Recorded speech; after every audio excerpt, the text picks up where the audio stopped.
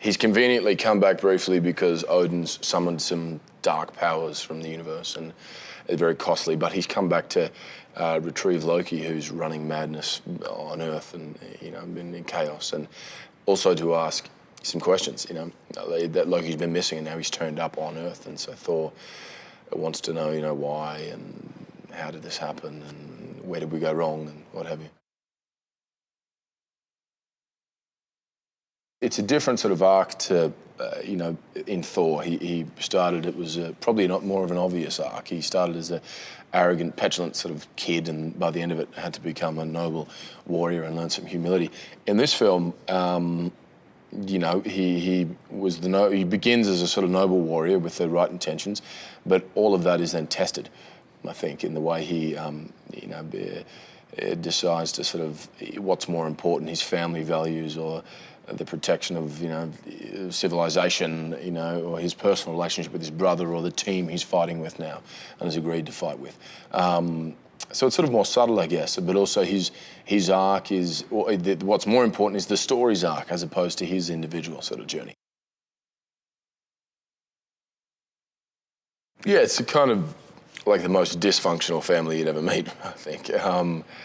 Josh said early on about, they're all incredibly powerful, but because of their abilities and their power, they're very alone as well. And I think because, or initially they come into this group and think, we don't fit together, I run the world or I run this realm and you take care of that.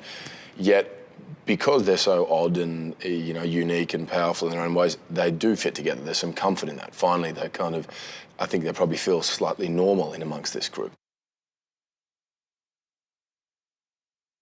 Yeah, he's fantastic. He started it all. He's kind of the godfather of the Avengers in a sense, He had 2 films under his belt, with the franchise before we had any, really.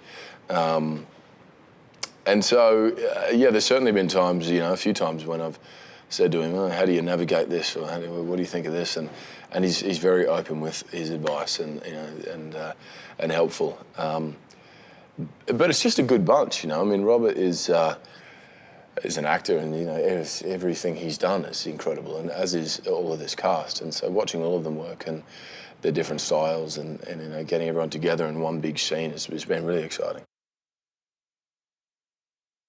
In Mark Ruffalo, you don't see the Hulk, which is, I think, a perfect sort of contrast, because it's that sort of vulnerability and that fear of what's to come if he does turn into that guy. He doesn't necessarily like who that guy is, It's not something that he's kind of an angry guy and then gets angry. He's this really nice, kind of unassuming character. But then if pushed in the wrong direction, he, turns into this monster. And it's great seeing Mark play with that, because he just has a incredibly sort of endearing quality about him, and humility, and, he's the sort of... there's no bravado, and especially when you know what he can become. I think that's what's the really nice contrast.